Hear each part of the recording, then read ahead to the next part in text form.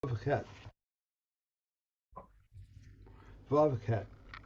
woman may go out with bands of hair, whether of her own hair or of her companion's hair, or of an animal's hair, or with a frontlet or with head bangles when they are sewn, or with a forehead pad or with a wig into a courtyard, with wadding in her ear, or with wadding in her sandal, or with wadding she prepared for her menses, with a pepper, or with a gobble of salt, or with anything that she will put in her mouth, provided that she does not put it initially on Shabbos.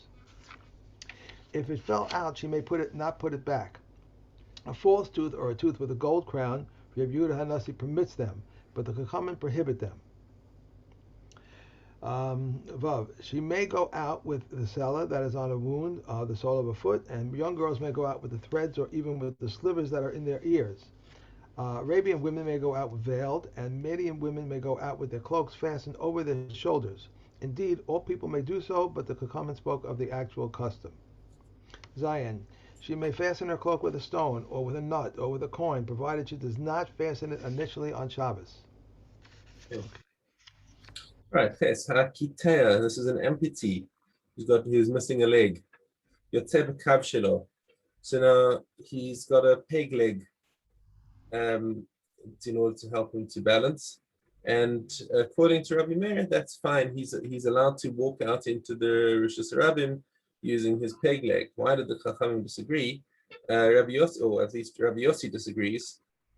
Why? Because Rabbi Yossi says he's going out with crutches as well, and the bulk of his weight is on the crutches. So he's allowed to go out with the crutches. But that makes the prosthesis unnecessary, or Right. prosthesis in terms of having a peg leg. So therefore he would not be allowed to take his peg leg out into the Rosh Hashanah. And the halacha does follow Rabbi Yossi, as it usually does when it's Rabbi Yossi versus somebody else. It answers the question. It answers the question I was going to ask you. Is it an amputee can always also lose an arm? But in this case, we're talking about I understand we're talking about the crutch. He's walking. The important thing Right. is walking. Yeah.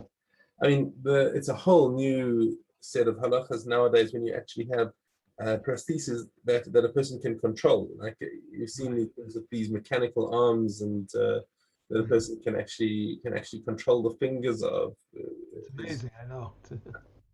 Blows the mind. Absolutely blows the mind. Yeah. And there was I don't know if it ever hit your radar or not, but there was a South African sprinter, Olympic grade sprinter. He had a prosthetic leg, right? Pistorius, that's right. He had two prosthetic legs. Two? Oh Two wow. prosthetic legs. So for normal use, he had I think he had like different kinds of legs, but he changed his legs over for running. He had these I don't know what material, some kind of plastic, some kind of really resilient and bouncy plastic that he replaced his legs with when he wanted to go running. So much so, and he competed not in the Paralympics but in the regular Olympics.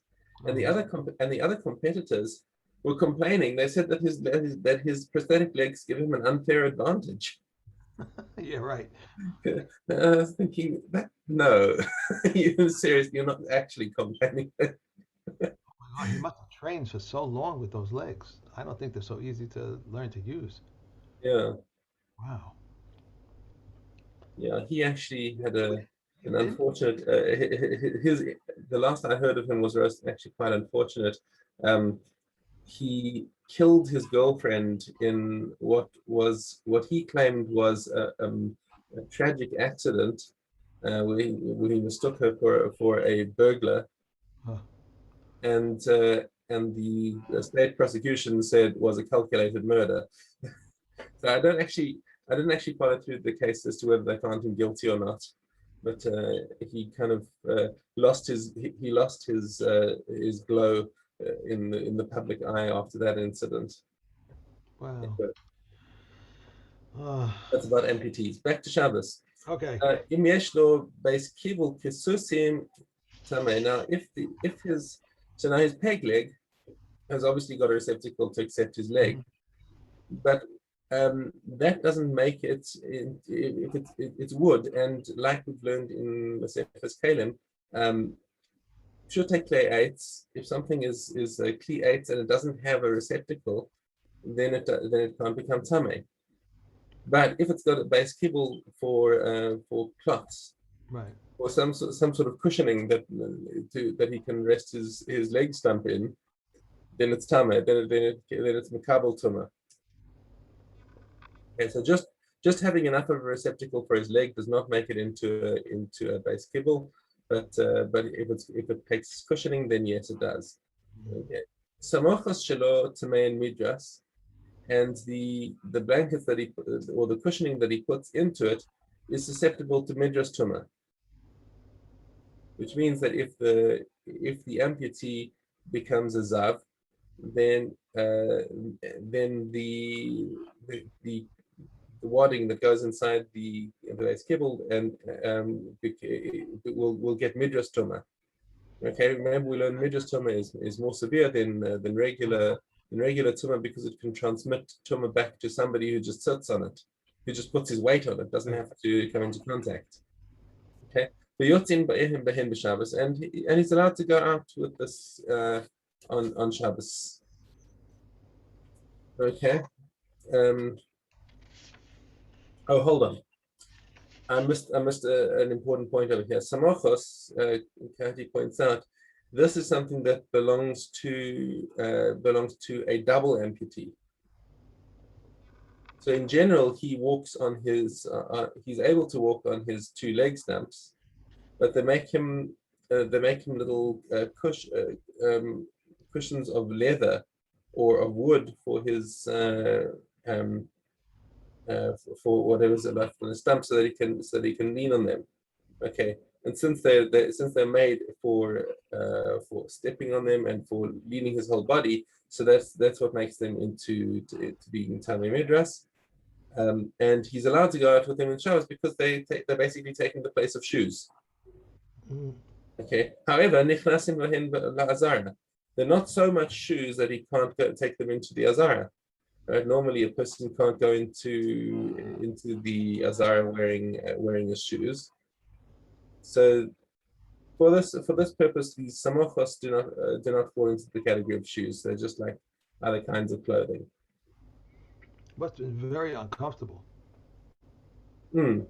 Not like they make today, but I mean really uncomfortable. I mean, this wood on your knee, on your stump, and all that. So it's with the padding, even with the padding. Well, Yeah.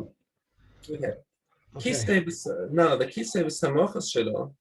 However, if they make him a kind a cot, this kisei over here is like a little mini wheelchair that he can sit in, and he can push himself along with his hands, and it'll have some blankets inside it to soften it for him. Okay, these also are tummy midras because he's resting his whole weight on them, so they're also susceptible to midras tumah.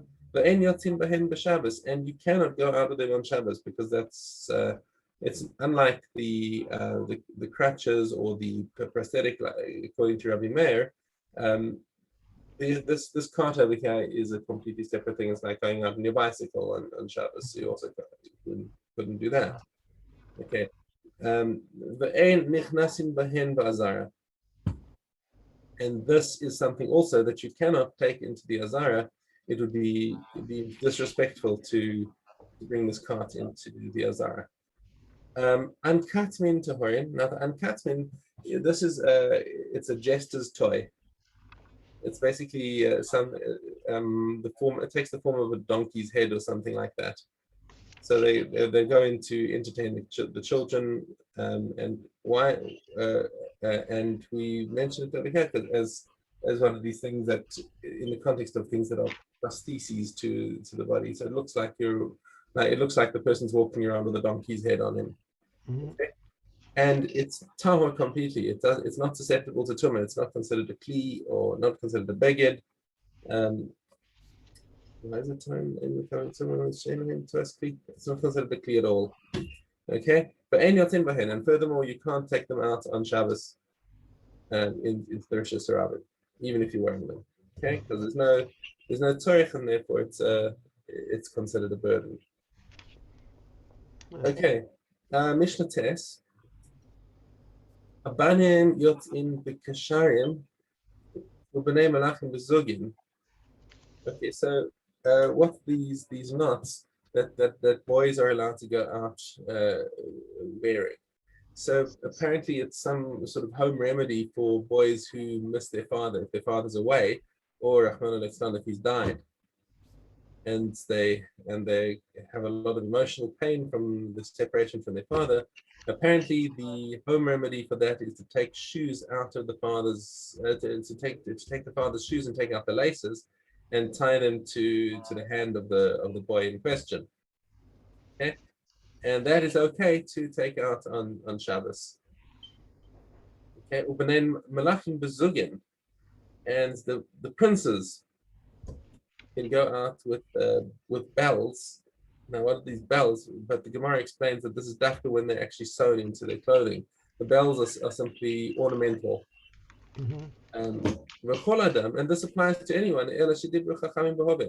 Anyone would be allowed to do that. It's not restricted to being a prince, but it was the prince who asked the Shaila.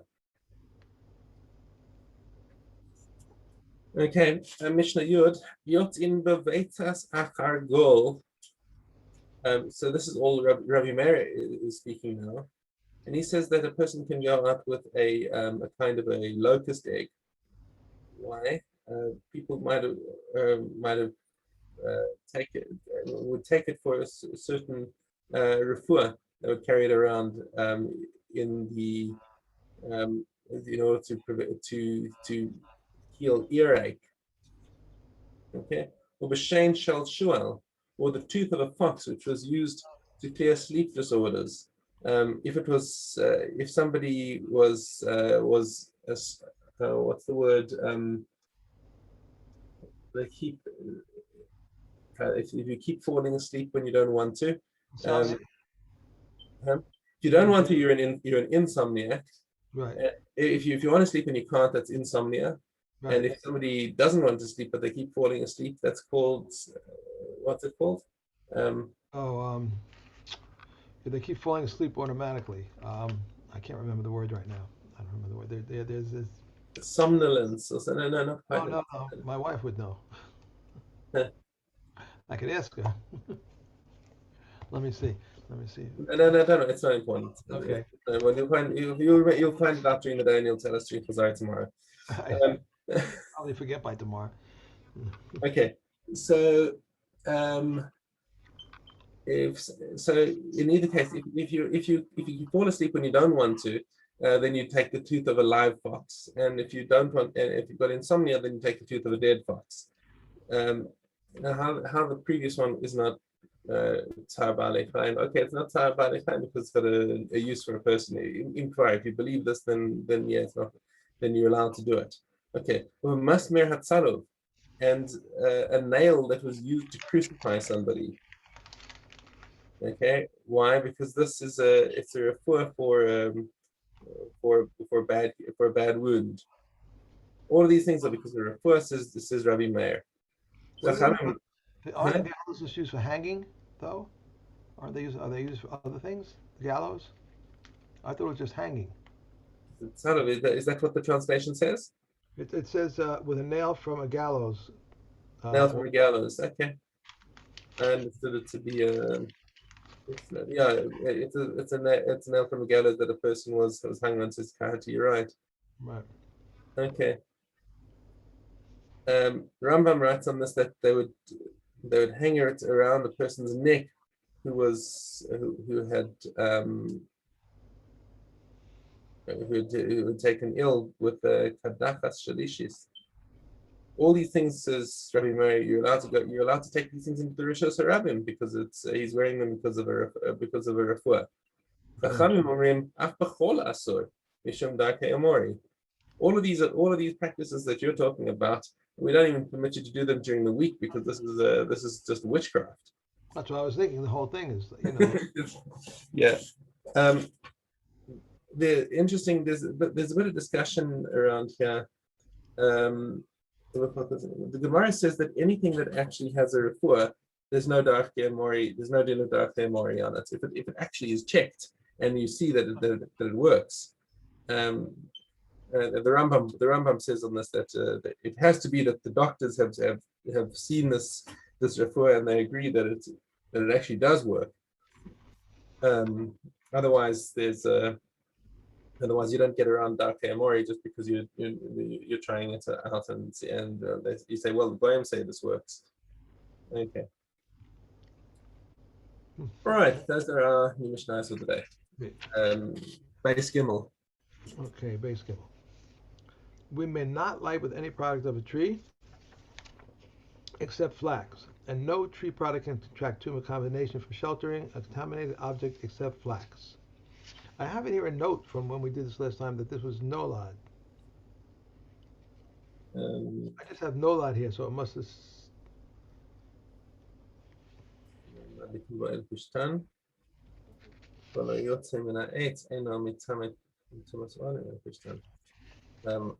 don't think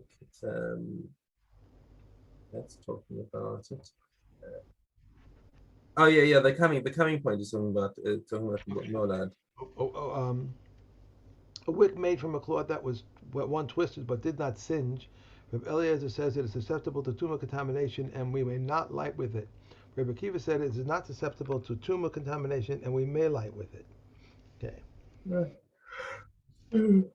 So basically the argument over there is like, are you turning this into a new thing? It was previously it was a beged. Right. And now you've turned it into a wick. So it's two sides of the same coin. So if you say that it's tame now, then you've now created a new kli out of it. So that's Rabbi Eliezer. He says you created a new kli, and therefore on Yom Tov you'd not be allowed to light with it because now it's something that's not allowed. Rabbi Akiva says, it's still a beged. You haven't really created a new kli. It's mutar to do it. It's tahor. It's not a special new kli, and Mimela you're allowed to use it for lighting on Yom Tov. We may not pierce an eggshell, fill it with oil, and put it over the mouth of a lamp so that the oil will drip, even if the container is of earthenware. But Rabbi Yehuda permits this. However, if the potter attached it originally, it is permitted because it is a single vessel. One may not fill a bowl with oil, put it beside a lamp, and put the end of the wick into it, the bowl, so that it will draw oil. Rabbi Yehuda permits this. One who extinguishes a lamp because he fears idolaters, because of bandits, because of melancholy, or because of a sick person may fall asleep, he is exempt. But if he does so to spare the lamp, to spare the oil, spare the wick, he's liable. Rabbi Yossi exempts in all of these cases except that of the wick because it makes it into charcoal. Right. Okay. Yeah, so this is talking about malacha she'ena tzricha legufa. You don't need the malacha for the actual malacha itself, but you've got some sort of secondary purpose in extinguishing the wick, for example. Well, extinguishing the wick, they agree is asr because it's not only asr but chayav because extinguishing it makes it easier to light the next time. But all these other things, he's extinguishing it not because he wants the charcoal, but because he wants to do the chole to be able to sleep. Okay. Challah. Hello. And excuse me. And the following may be given to any priest: devoted things, the firstborn, the redemption price of a son, the ransom of the firstborn of a donkey, the shoulder, the two cheeks, and the more. The first of the fleece, oil must be burnt. Holy things of the temple and first fruits. Rabbi Yehuda forbids the first fruits and vetches of truma, and Rabbi Akiva permits, but the sages forbid. Okay. So these things because we said that the Amei Aretz are at least respectful of they're respectful of the Truma and Tara. We normally we don't give them things that we don't give them Truma because they're not careful about Truma and Tara. But when it comes to Kodshim, then we're okay with it because even the Amei Aretz are very careful with that. Nita of Tekoa brought challah from Beitar, and they did not accept it from him. The men of Alexandria brought their challah from Alexandria, but they did not accept them from them. The men of Har Tzivom brought their bikurim before Shavuos, and they did not accept from them because of what is written in the Torah, and the feast of harvest, the first fruits of your labors which you sow in the field. And last, We have Ben Antios brought up his firstlings from Babylon, but they did not accept from him. Joseph the priest brought Bikurim of wine and oil, but they did not accept from him. He also took up his sons, and they turned to members of his household to make them line up Pesach and Yerushalayim, but they turned them back, lest it establish itself as obligatory. Ariston brought his Bikurim from Apamia, and they accepted that from him, because they said one who buys in Syria is not as one who buys in the suburb of Yerushalayim. Okay. Okay, Adonai Maseches Kala. Where are we going? All right, we'll go into Orla. Orla, okay. Okay, Shabbos Vav Vav. Vav. One may not bring in truma from beyond Eretz Yisrael into Eretz Yisrael. The Reb Shimon said, I have heard expressly that one may bring in from Syria, but one may not bring from beyond Eretz Yisrael. Wait a second. Sorry. Okay. They laid down an important principle regarding the seventh year. Whatever is human food or cattle food or a species of dying matter which does not keep in the ground, the seventh year applies to it and its proceeds. Beer applies to it and its proceeds. And which are they? The leaves of the wild loaf and the leaves of mint, chicory, leeks, portulac, and milkweed. And cattle food? Thorns and thistles. And of the species of dying matter, a aftergrowth of woad and madder. The seventh year applies to them and their proceeds, and beer applies to them and their proceeds. They lay down another principle. Whatever is not human food or cattle or a species of dying matter and keeps it in the ground, the seventh year applies to it and its proceeds. Beer is not applied to it or its proceeds. Which are they? The roots of the wild loaf and the roots of the mint, the hard stung, the root of the milkweed and the hazelwort, and the species of dying matter, the matter and the soul bread, the seventh year applies to them and their proceeds. Beer does not apply to them or their proceeds. Reb Meir says beer applies to their proceeds until the new year. They said to him, beer does not apply to them, much less to their proceeds. Okay. Are you feeling okay, Shaw? You seem very tired today. Are you okay? No, I'm fine. Thank you. Yeah, okay. Yeah. All right. I was feeling good until you said something. I was feeling fine. Okay. Narcolepsy. Excuse me, right? I'm sorry? Narcolepsy. Narcolepsy, that's it. Narcolepsy. Aleph Bet. Yeah. That sounds like when I was in my college classes. Narcolepsy. I wanted to stay awake, but I couldn't. Yeah. That's I think we have some lecturers induce narcolepsy. I think you're right. The feathers and the down acquire tumor and convey tumor, but do not combine. Rabbi Yishmael says the small feathers combine. The beak and its slaughtering and malika render its sarefa to be tahor. These are the words of Reb Meir. Reb Yehuda says they do not render it tahor, and Reb Yossi says its slaughtering renders it tahor, but not its malika. Did we jump there? I lost my place here. Where did Rabbi Yehuda come into it? Wait a second. Am I going backwards? I'm going backwards, Saul. Yeah. I am. Yeah, okay, so let's go back to base. Olive base, I'm sorry. The feathers and the down, olive base. The feathers and the down apply a tumor and convey tumor, but they do not combine. Rabbi Yishmael says the small feathers combine. The beak and the claws acquire tumor and convey tumor and combine. Rabbi Yossi says even the tips of the wings and the tips of the tail combine, since these are left unfatted birds. The carcass of an unkosher bird needs intention and preparation. It conveys the tumor of foods in the volume of an egg. Half a half loaf disqualifies a person. It does not have the law of the volume of an olive in the esophagus. Someone who eats it, it does not need the setting of the sun, and one is liable on its account for entering the temple. But truma is burned on its account, and someone who eats a limb severed from its while it was live does not receive 40 lashes, and the slaughter does not render it tahor. The large feathers and the small feathers require tumor and convey tumor and combine, and the beak and the claws acquire tumor, convey tumor and combine. Dalit. And with animals, the hide, the gravy, the spices, the el, the the bones, the giddim, the horns, the hooves combined to convey the tumah of foods, but not the tumah of nevela. Similarly, if someone slaughters a non-kosher animal for a non-Jew and is convulsing, it conveys the tumah of foods, but not the tumah of nevela until it dies or until it chops off its head. The Torah has provided more things that convey the tumah of foods than that convey the tumah of nevela. Okay. And Zavachim, They came to they came to Gilgal, and the Bamas were permitted, and the most holy offerings were eaten within the curtains. The offerings of lesser holiness could be eaten anywhere. When they came to Shiloh, the Bamas were forbidden. There was no more roof there, but a stone house beneath and a canopy of cloth above, and it was the resting place.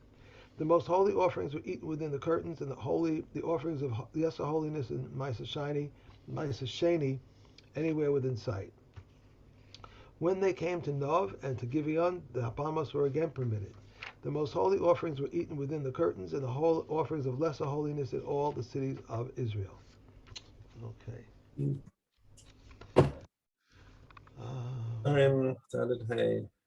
Okay.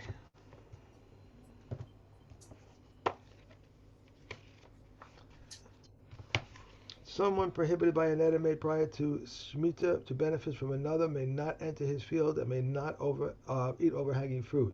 However, if the nether was made in Shemitah, he may not enter his field, but he may eat from the overhanging fruit. Because the fruit doesn't belong to him in Shemitah. If prior to Shemitah he made a nether prohibiting food-related benefits, he may enter the field, but he may not eat the fruits. If he made the nether in Shemitah, he may enter the field and eat. Someone prohibited by a nether to benefit from another shall not lend him, nor shall he borrow from him, nor shall he lend him money, nor shall he borrow money from him, and he shall not sell to him, nor shall he buy from him. He said to him, "Lend me your vow." He responded, "It is not available." Cow, Said, lend me your cow. well, this says vow. How do you like that? you can't lend a vow, no. That's what I was wondering. Okay. Somebody had vows on the brain. Breath on the brain. Lend me your cow. Lend me your cow. He responded, "It's not available." He said, "Conan, my field with respect to ever plowing it with it. If it was his practice to plow, he's forbidden, but other people are permitted. If it is not his practice to plow, he and all other people are forbidden." If someone is prohibited by another to benefit from another, and he does not have what to eat, the other person goes to the storekeeper and says, "So and so is prohibited by another to benefit from me, and I don't know what to do." He gives him and collects from this one. If he had a house to be built, a fence to be erected, or a fence to be harvested, the other person goes to the workers and says, "So and so is prohibited by a neder to benefit from me, and I don't know what to do," and they may work for him and collect wages from this one. Okay. All right. So there's the tzaddik who, even though the other guy is making a nidder against him, he still wants to help him out. Right. Have a great day, and you look wonderful. You look like you really, Oh, good. I feel much better now. Thank you. Have a great day, Shaul. You too. Oh, tomorrow be post, pre, or you don't know yet? Tomorrow, Friday. I'll see how I am tomorrow. Okay, let me know. Okay, bye. Yes.